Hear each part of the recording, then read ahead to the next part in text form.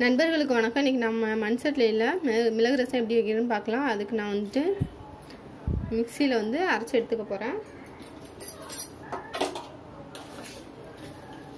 ஒரு ஸ்பூன் வந்து பெரிய ஸ்பூன்கிட்ட மிளகு வந்து சேர்த்துக்கிறேன். 1.5 ஸ்பூன்கிட்ட சேர்த்துக்கோங்க, பெரிய ஸ்பூன்கிட்ட.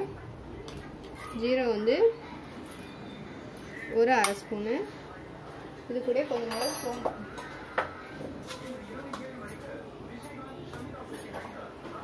இது கூட கொஞ்சம் மிளகு வந்து சோம்பு வந்து சேர்த்துக்கலாம். சோம்பு சேர்த்தா நல்லா வாசனையாக இருக்கும். ரொம்ப கம்மியாகவே சேர்த்துக்கோங்க. இது வந்து ஒரு முழு பல், குட்டி முழு பல்லாக வந்து ஒரு 8-9 பல் இருக்கும். இது வந்து பூண்டு, இது சேர்த்துக்கலாம். இதை ஒரு அடி மட்டும் அடிச்சுக்கலாம். குறகுறப்பாக அரைக்கணும், ரொம்ப நைஸாக அரைச்சிடக்கூடாது. இப்போது ஒரு லெமன் சைஸ் வந்து புளி வந்து எடுத்து தண்ணியில் ஊற போட்டிருக்கேன். இதை வந்து கரைச்சி எடுத்துக்கலாம். கரைச்சி எடுத்தாச்சு. இப்போ ஒரு நல்ல கசிவான பழமாக வந்து ஒரு பழமாக எடுத்துக்கோங்க. நல்ல பழமாக எடுத்துக்கோங்க, இப்போ தான் நல்லாயிருக்கும். இந்த சக்கையை வந்து எடுத்தாச்சு. இப்போ இதில் வந்து கரைச்சிக்கலாம் தக்காளியை.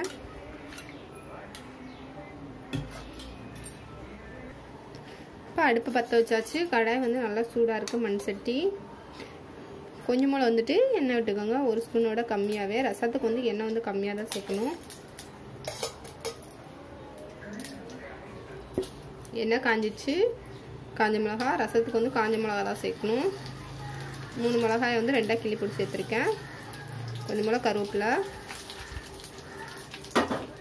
இது கூட நம்ம அரைச்சி வச்சுருக்க இதை வந்து சேர்த்துக்கலாம். சேர்த்தோன்னே சிம்மில் வச்சுக்கோங்க. கொஞ்சம் மிளகா பெருங்காயத்தூள், கொஞ்சம் மிளகா மஞ்சள்தூள் சேர்த்துக்கலாம்.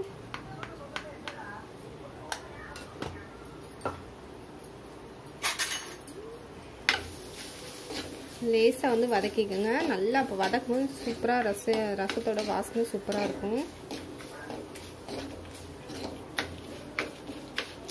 கிராமங்கள்லாம் பார்த்தீங்கன்னா அவங்க பக்கத்து வீட்டில் ரசம் வச்சு இந்த மாதிரி வதக்குனாங்கன்னா இங்கே வந்து நல்ல வாசனையாக இருக்கும். அதை வச்சே கண்டுபிடிச்சிடுவாங்க அவங்க வீட்டில் ரசமான்ட்டு. பாருங்கள், வதக்கியாச்சு. இப்போ வந்து இதை வந்து சேர்த்துக்கலாம். நம்ம கரைச்சி வச்சுருக்க புளி தண்ணியை வந்து சேர்த்துக்கலாம். ரசத்துக்கு தேவையான அளவு தண்ணி வந்து சேர்த்துக்கலாம். இப்போ உப்பு வந்து இப்போ போடக்கூடாது, கடைசியாக தான் போடணும், இல்லைன்னா கடுத்து கிடக்கும் ரசம். இப்போ மீடியமாக இருக்கட்டும், வெயிட் பண்ணலாம். பாருங்கள், இந்த மாதிரி வந்து முறக்கூடி வரும். இப்போ வந்துட்டு ஆஃப் பண்ணிடலாம். ஆஃப் பண்ணிவிட்டு வந்து உப்பு போட்டுக்கலாம். மீடியமாக வச்சுட்டு வச்சிங்கன்னா ரசம் வந்து சூப்பராக இருக்கும். இப்போ வந்துட்டு ஆஃப் பண்ணிடலாம். ஃபஸ்ட்டே ஹையில் வச்சிங்கன்னா ஃபஸ்ட்டு சூடாகிட்டு சீக்கிரமாகவே கொதிக்க ஆரம்பிச்சிடும். அவ்வளோ டேஸ்ட்டாக இருக்காது. இப்போ வந்துட்டு உப்பு போட்டுக்கலாம். பாருங்கள், தேவையான அளவு வந்து உப்பு போட்டு கலந்து விட்டுறலாம். கொஞ்சம் மூலம் வந்து ஸ்டார்டிங்லேயே வந்து மல்லியில் போட்டேன் கொதிக்க முன்னாடி. இப்போ கடைசியாக கொஞ்சம் மூலம் வந்து மல்லியில் போட்டுக்கோங்க.